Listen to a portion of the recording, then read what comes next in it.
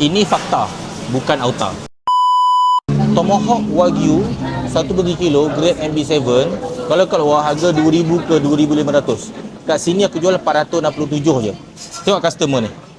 Dia order set Wagyu tau.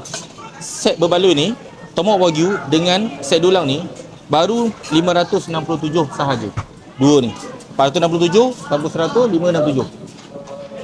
Kalau kat luar, dua batang 1/3 kilo Wagyu MB7 RM2,000 katalah sebatang, kali 2 dah RM4,000. Kau tengok dia order apa? Tengok set berbaloi. Tengok ni. Tengok ni tepi ni. Set berbaloi 567. Okey. Kali 2 batang. Satu, ni satu lagi 2. Okey. Tomahawk Wagyu. 2 batang. Campur air dan sebagainya. Kau tengok harga bawah Baru 1,200 lebih. 1,200 lebih. Ini bukan auta, ini fakta. Okey?